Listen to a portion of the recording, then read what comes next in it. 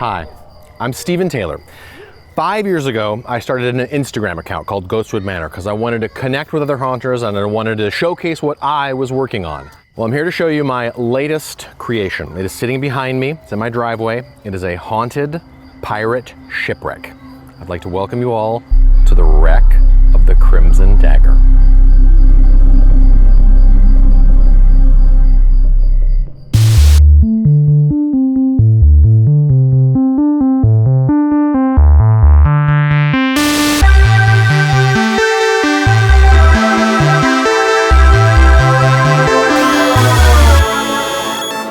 When I was a kid growing up in suburban Texas, there was a house down the street, and every year around the beginning of October, on their front porch, he would set up a dummy scarecrow, right? In overalls and a plaid shirt and a hat and a mask. And it would sit there all October. And then on Halloween night, he would quietly substitute himself on the front porch.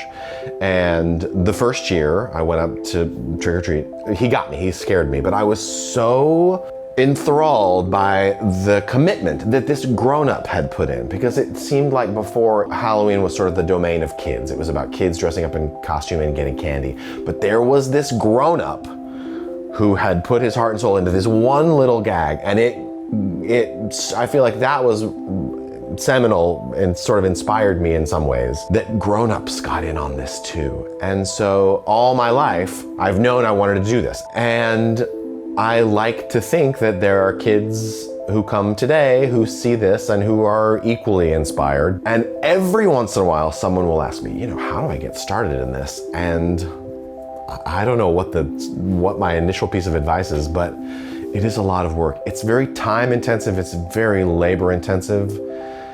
If you catch the bug the way I caught the bug, there's no choice. You will find a way or make one, to the extent of your limitations.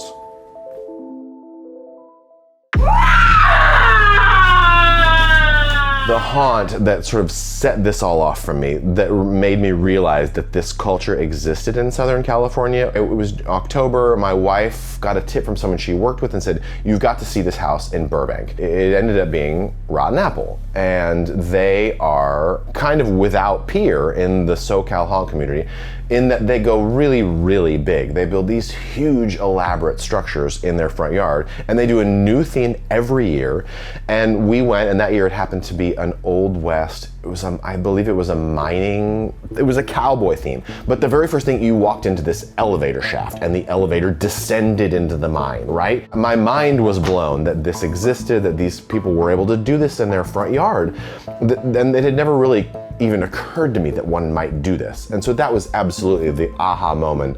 It was also around the same time I learned about Derek, who is Van Oaks. His is not a walkthrough, his is a not static because there are lots of moving parts, but it's a display, sort of a understated cemetery. You see it from the street, there's lightning, there's some understated music, and there's the quality of his tombstones and stuff, which he makes entirely from scratch, are amazing. Van Oaks props, you should look them up.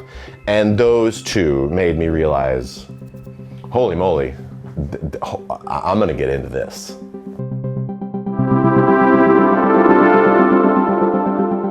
I've sort of watched him get deeper into this hobby over the last few years, and it's been just fun to watch him sort of find something he's excited about and something sort of tap into a passion that, as his friend, honestly, I didn't know. It was sort of dormant, and then it awoke.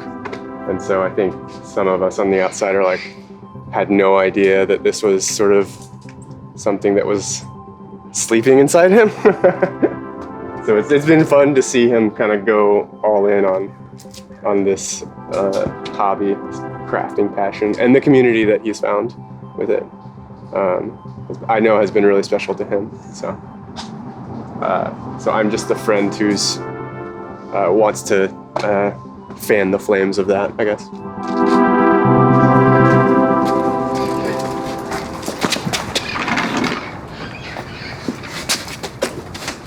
Can you bring it for Yeah.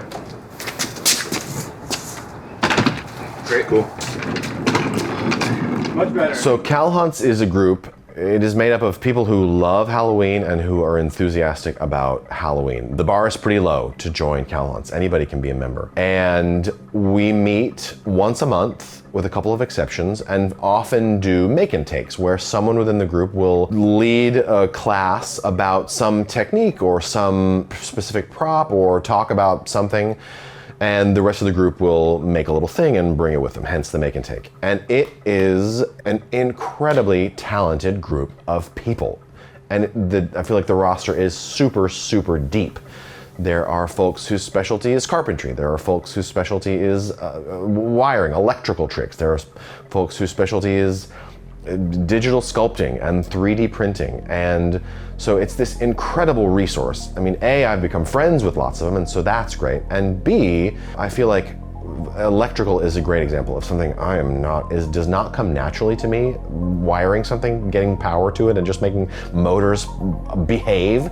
And so there are a couple of guys that I can message on Facebook and say, will you remind me how many amps I need to power this?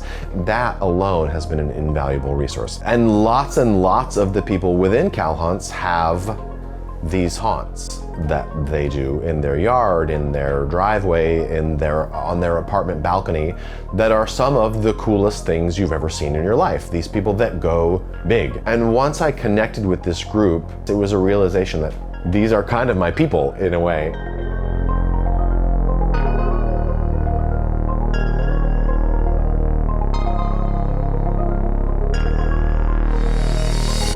It all started in the year 2020. COVID, quarantine, I was drinking way too much, and I realized that something had to change. So I got sober, and as a result of being sober, I needed something to do. That's when I did my first big display. In 2020, kind of year one for Ghostwood Manor, we put out some tombstones in the front yard. I made this big pumpkin monster creation, and it felt really good. And I knew I wanted to grow. So for 2021, I got my hands on some walls, and I set them up in the driveway, and I did kind of a static interior scene. It ended up being the trophy room at Ghostwood Manor. That's what I called it. And I got my hands on this fireplace, this amazing foam fireplace. I had a taxidermied werewolf head above it. I made the suit of armor. There was a spirit in a jar. So for 2022, I was thinking about expanding the trophy room, and I found this, the sarcophagus. And I thought, oh, this would be such a perfect addition to a trophy room walkthrough. But then I started thinking about it, and I realized if I have a sarcophagus, I am 75% of the way towards having a full-on Egyptian experience. And that was my first walkthrough, Pharaoh's Hall. I made a bunch of walls out of foam, and I got some mummies, and I made an Anubis, and there was a tomb raider who opens up a cask and expecting to find treasure, instead finds scarab beetles that eat him. And it was a really big hit, and it was the greatest thrill of my life. And so I want to do something new. So I have a very exciting idea for what I'm going to put in the driveway this year.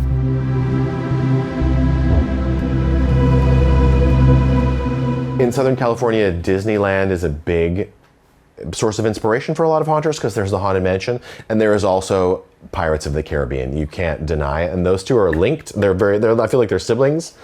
So there are lots and lots of pirate displays in Southern California, and I knew I wanted to tackle that. And I wanted to try and put my own stamp on it and try and do something that I hadn't seen before. It's sitting at the bottom of the ocean, and it's haunted. I have a background in the theater. I've been involved in the theater all my life, and there's a huge crossover between live theater and haunted houses. They're both, very site specific. They're very temporary. They exist. A huge labor goes into making them exist, and then they kind of disappear and go away forever. And so my theater background, I was a playwright, I've been an actor, I've worn lots of different hats in the theater. And when I was in my 20s and 30s, it was all about the costumes. My wife and I would make these crazy elaborate costumes and go to parties. And then when we finally came here and had a front yard, I realized I can put a costume on my front yard. And that was kind of the progression of how that happened. And I have also, as I've gotten older, moved from being on stage to being backstage. And so that, learning that knowledge, like the craft of the theater and building flats and the like, there's a direct correlation. We are very lucky here. Just the footprint of the house. We have the north side of the house is really underused. So we were able to stack all of our flats, almost all of our flats over there. And they're just kind of out of the way and protected from the elements for the most part. And we just don't go over there. We are also incredibly lucky in that we have a basement, or a sort of a root cellar, I've heard it called. It's sort of a half height. It's kind of awkward, but the footprint is really big. So a lot of the stuff goes down there. And without that, we'd have to purge a lot more frequently than we do. I have most of Pharaoh's Hall still in the basement. I could bring it back up and set it up with a couple of exceptions, but we are quickly approaching max.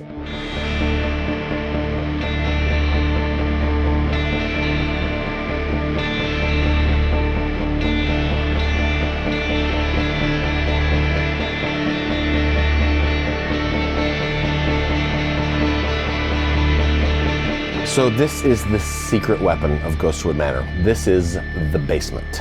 This is where I can store all the stuff that I'm not using in the front yard or at the moment. And it's got a lot of stuff down here. Behind me are wooden flats, smallish flats, jacks, stuff like that, lumber. Over here is a big pile of styrofoam that I use for carving styrofoam stuff. It's all wedged back there. Next up, the kid mummy. This was from Pharaoh's Hall. He was kind of an unexpected hit. Lots of people really liked him. His eyes, he's not plugged in, but his eyes really glow and light up. My wife made him this bear. Over there's the cat mummy, also from Pharaoh's Hall, whose eyes glow as well. But it's a lot of just materials and stuff that I collect/hoard to use at some point, hopefully in the future. I have a small collection of vintage jack-o'-lanterns that I have here too that always bring me joy. There are some big blow molds back there in the corner, the like big hollow illuminated ones that you see in the front yard. I'll probably put some of those out this year as well. But yeah, this is where some of the magic happens. I have been known to bring a folding chair down here and sit. I have also been known to clonk my head on these. So the basement giveth and the basement taketh away.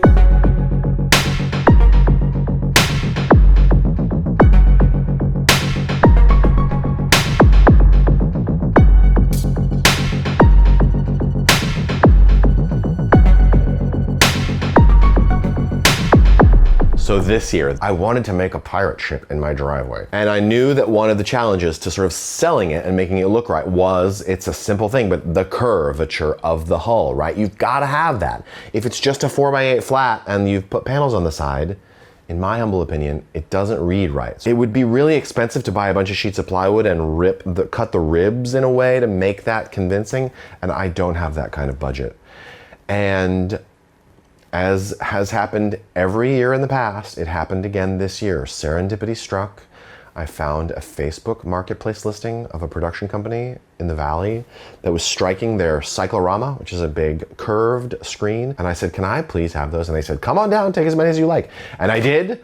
And those unlocked the geometry of the exterior in a way that was free.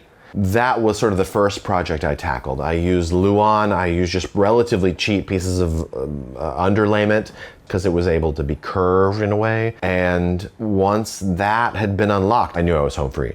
The constraints of the driveway, I try and keep it a driveway as much as possible so cars can come and go. And so I put the hull of the ship is on 4x8 platforms that have casters. So it rolls out. So it's a 4x8 platform with two 4x8 walls to make a rolling unit. And I found a production company in Burbank that had a crate full of 3D printed barnacles that they were getting rid of that I got my hands on for free. And so then it was about building the interior of this sunken pirate ship. And I was challenged by that because the research to try and find, okay, when you go into a pirate ship, what are you gonna see? What do you wanna see? And I have settled on some things. I tried to do something a little bit different, just to be contrary, I suppose. But I wanted to do, rather than skeletons, I wanted to do ghosts. So you'll see what I came up with.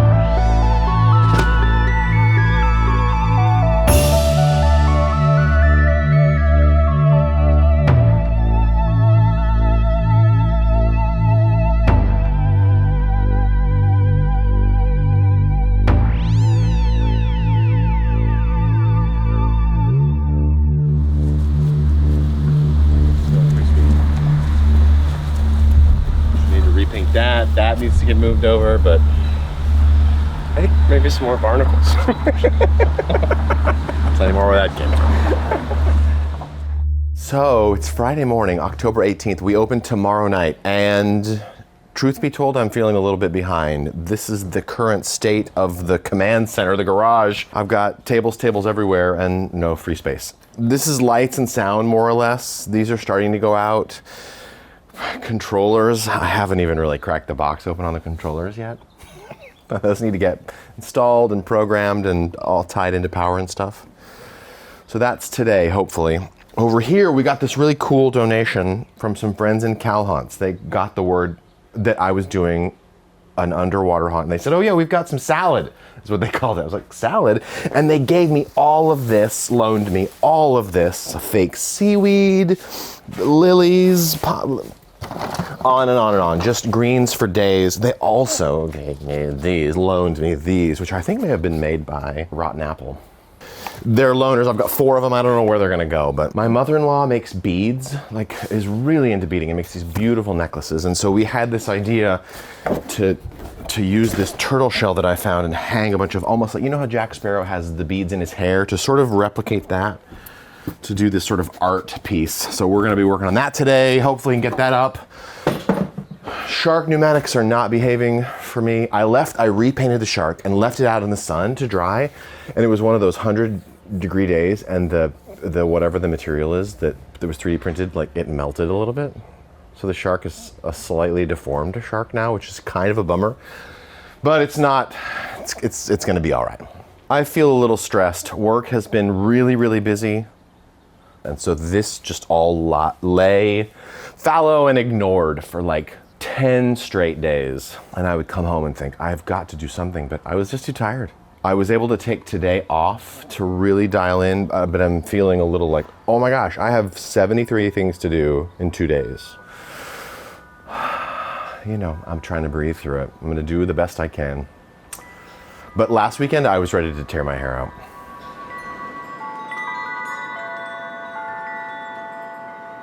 I'm limited by, obviously, time. I have a wife, I have a son, I have a job, and so it's a kind of a nights and a weekends thing, and so time is a limitation.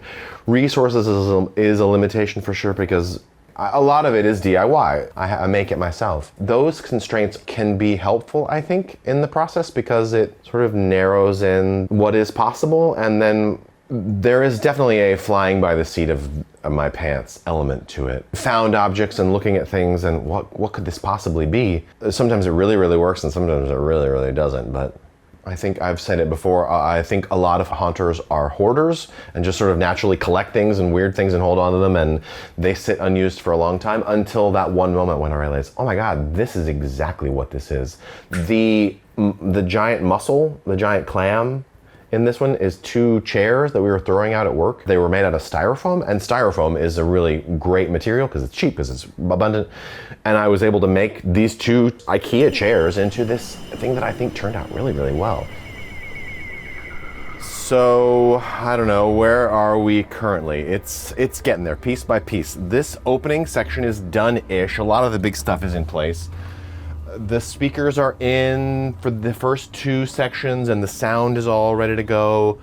This is the grotto in here, the sort of underwater sea cave that's, I don't know, hasn't materialized the way I thought it was gonna, but I'm gonna figure it out.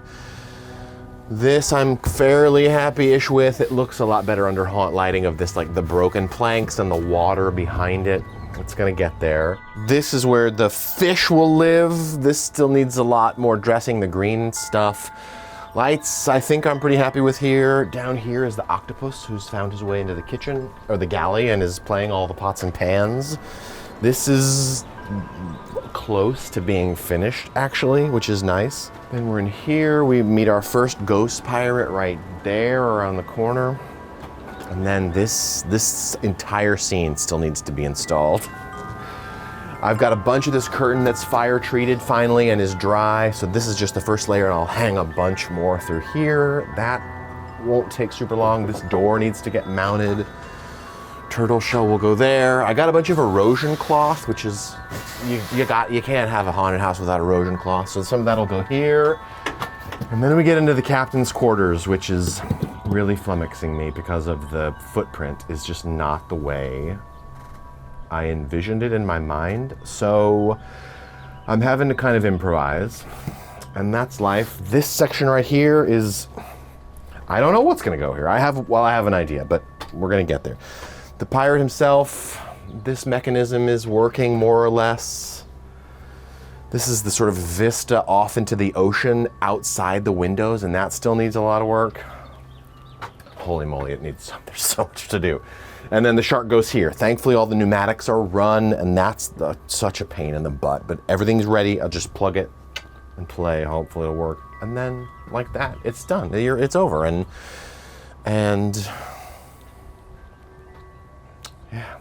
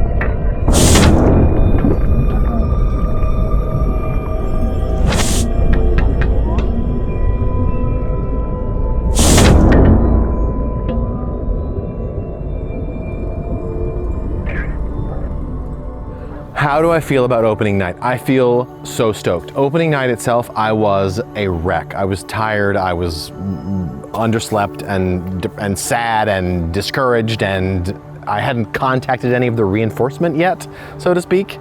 And then 93 people came through, and a lot of them were kids, and most of them were like, whoa, look at all this. And that really sort of helped recharge me. And now it's up and it's done, and I'm walking on a cloud, I guess. It's done, I did it. And my brain has already begun thinking about what's next? What should we do next? How can we go even bigger next year? Which is crazy, so let's not. it's harder for me to wrap my head around the idea of working on this for a whole year, pretty much, and just putting together something so detailed and yeah, so big, you know? I mean, this is such a big, this is a huge ship in the front yard. There's one person doing it. It's just, I mean, it's very impressive. It's very much an expression. It's an artistic expression. It's an art project.